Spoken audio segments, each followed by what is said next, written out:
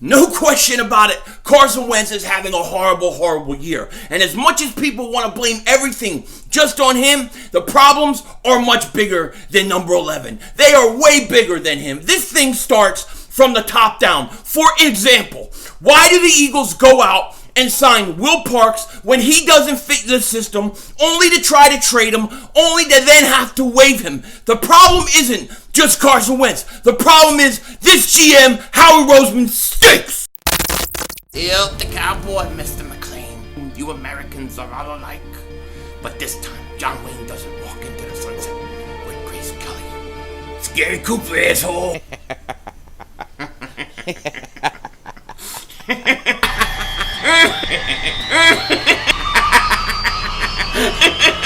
Oh, Dingbat! Oh, shit! Oh, shit! That was crazy! Happy trails, Hans. Dallas still stinks. Everybody doing? King Dingbat here, and I hope everybody's having a great day. I hope you guys are doing well despite the fact that we lose again to the Seattle Seahawks. We are now 3-7-1, and before I get too pissed off, I'm going to have to make a couple announcements. First thing, everybody's asking when I'm going to do my next live call-in show. We will be doing that on Wednesday, 7 Eastern Time. We'll do it for a few hours. I will put the link in the description when we start it, so you know how to call in, and you can video conference in. You can tell me all your thoughts on the Eagles, all your frustrations. We could get it all out, maybe even drink a little eggnog. So we'll be doing that on Wednesday. The other thing, I want to give a huge shout out to System of the Knot.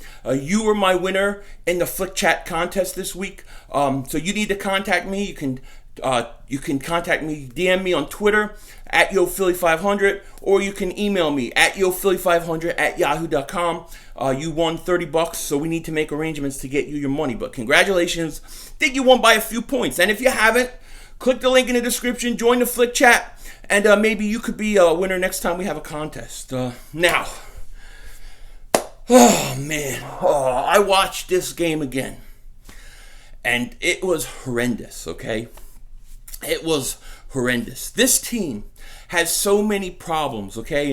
And the first one everybody wants to talk about is Carson Wentz. Carson Wentz stinks. Carson Wentz should get traded. Carson Wentz ain't worth all the money. Carson Wentz is horrible. And look, you're not wrong. He is bad. He was bad. I mean, there were times where he missed open guys. He don't see it. For whatever reason, this guy does not see the field. He plays like, I don't know, like he's just lost. He looks like he's regressed to his rookie year. He looks like the defenses are too complicated for him. Me personally, I think he's been hit too much. I think he's taken a lot of punishment. I think he put on too much weight. He doesn't have that mobility to get out of the pocket, and it's worn him down. It's worn him down. He hasn't been good, no question about it. But if you think that he is the only problem, you are greatly mistaken.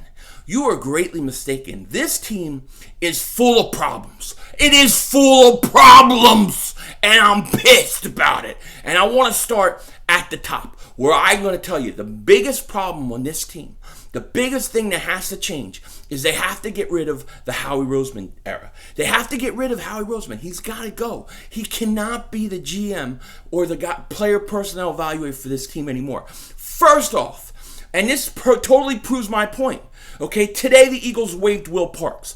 They cut Will Parks. They signed Will Parks. They talked about how they're going to use him and how he fits perfectly and it's going to be great, right? They only bring him in to realize he doesn't fit the system at all. Doesn't fit the system. The Eagles then, they have to deal with him injured. Then they tried to trade him. Reports were saying that the Eagles were trying to trade him. They couldn't. So they had to just cut him today. They cut him. So one of your major signings for your secondary after you lose Malcolm Jenkins was Will Parks. And he was supposed to be able to play corner, safety, and move all around. I was excited about him, but he didn't fit your system. So the GM is getting guys that do not fit a system you're going to run. Why do you think guys like Rasul Douglas go somewhere else and play good? Sidney Jones, go somewhere else and play good. Because they don't fit the scheme here. They don't fit the scheme here. How many guys do we have that are talented that just don't fit the scheme? How many guys are just not that good? We don't know. But this GM has screwed it all up. Not only that, I'm so sick of hearing about how he's a genius with contracts. He's not, and I was totally fooled with this too, but he's not. All he does is get contracts, and he pushes guaranteed money down the road. So next year, we have $60 million over the cap, and it's ridiculous, okay? And then you go and you draft a quarterback in the second round, and now you have a quarterback controversy where people want your quarterback you just paid $109 million or whatever. They want him gone, and you can't do it because you signed him and you're tied to his contract. This GM is a moron. I'm just going to put it out there. He's a moron. He lucked out in 2017. He lucked out. Everybody had career years in 2017. This team just wanted it. Maybe it was good coaching with guys like Frank Reich. I don't know what the hell it was, but they got lucky. They got lucky. Because this GM stinks. And look, it goes way back from 2017. I mean, we're talking about his first stint with the Eagles as GM. He was horrible. Okay? He's not good. He can't be the GM of this team anymore. You have to get somebody who gets top tier talent. That is your number one problem. Your number two big problem is your coach. Doug Peterson, he's lost. He is lost out there. He is lost calling plays. The one thing he could do was he could kind of get guys to play hard for him. That looks like that's gone. That looks like it's gone. Okay, and he is totally lost on offense. The guy doesn't know how to run the ball. The guy doesn't know how to do anything more than high school plays. Any defense can basically look at what you're going to do, know where your receivers are going to go, and stop them. Okay, I mean the receivers. How many of these receivers run routes? They run to a space and they turn around like this. It's all day long. You know, you very rarely see guys running slants. You see guys running downfield, and then when they do, the quarterback misses them. So it's like you can't win either way. Doug Peterson, his offense is bad, and he doesn't even recognize what his quarterback does well. He doesn't recognize that your quarterback is very comfortable, very happy to roll out. He had the highest completion percentage doing that. In 2017, they did it a ton with him, and it worked. They don't do it. I think they did it twice last night. And both times it was completed. The week before, 2 times, he rolls out, completed. They ran the ball, what did Miles Sanders have? 6 to 8 carries, something like that. Miles Sanders may be your most explosive player on offense, and you barely use him. This coach doesn't know how to get the most out of his players and the talent around them. Why did Doug Peterson, this is the argument that you hear a lot, why did Doug Peterson do so good with Nick Foles and not with Carson Wentz? And it's simple. It's simple. He can deal with a quarterback who's a deke and dunker, a quick pass guy who's going to throw those short down passes, those short quick passes. He can coach a guy like that. That's what he's used to. That's what he did with Alex Smith. But when he gets somebody with a rocket arm, with other skill sets, he doesn't know how to use them. I'm telling you right now, Carson's too fat. He's too big, he's too fat, and they told him to get big on purpose. They told him to get big on purpose because they didn't want him to run because they were worried about him getting hurt. How do I know that they were worried about him getting hurt? They wouldn't have drafted Jalen Hurts. You don't draft Jalen Hurts if you're not fearful that Carson Wentz is going to get hurt again. So they told him to bulk up and stay in the pocket. And when they did that, they handcuffed Carson Wentz. Okay? So Carson's having a horrible year. And he's got no help from Doug Peterson. Okay? And the biggest problem going forward is your GM. Because what did I think they said the Eagles are picking like 6th right now? I think they're picking number 6. Could go all the way to 3. Okay, who's going to draft that top-tier talented guy? Who's going to draft that top 10 guy? Howie Roseman? He doesn't know what to do. He took J.J. Ortega-Whiteside. Look, DK Metcalf. Big, fast, destroyed Slay. He's awesome. Total stud. Every Eagle fan knew you should have got him. I did videos saying I would take him the first round. Everybody knew he was going to be good. And then you got J.J. Ortega-Whiteside. What does J.J. Ortega-Whiteside do? Oh, let me think about it. What does J.J. Ortega-Whiteside do? He walks around at camp with an umbrella over his head on a sunny day by his mom. He's got his mom carrying his own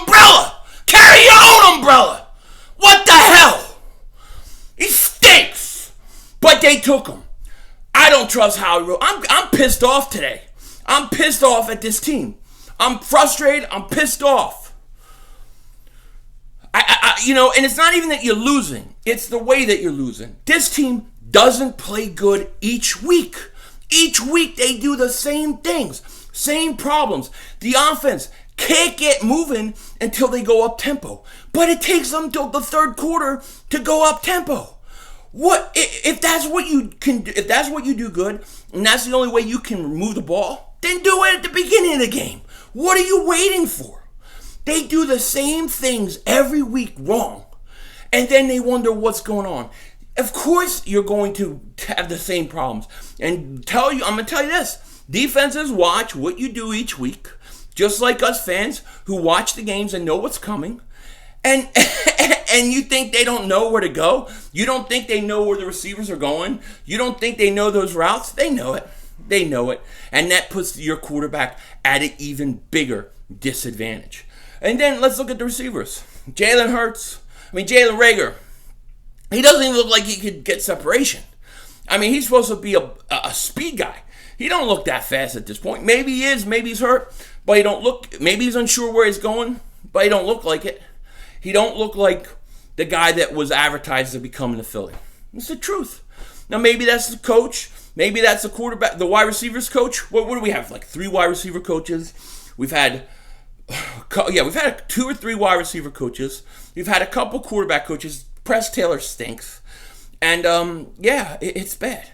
It is bad. This team has a lot of flaws, from the GM to the coach to the quarterback, to the wide receivers, to the offensive line, to the linebackers, to the defense. It's just the fact of the matter. And how do you change it? Well, the first thing you have to do is you have to get a new GM.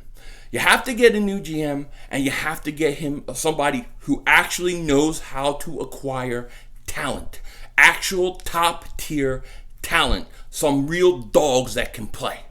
And you got to get those kind of guys. Okay? Howie can't do that. Then you have to change. The second thing you have to do is you have to possibly fire Doug Peterson. Now, if he is willing to have an offensive coordinator come in and call the plays, fine. I'll give him 1 more year, although I'm not excited about that. But you have to get an offensive coordinator and a new quarterback coach. And you have to hope you can rebuild Carson Wentz. You can fix him. And I think you can still fix him. I do think he is still salvageable.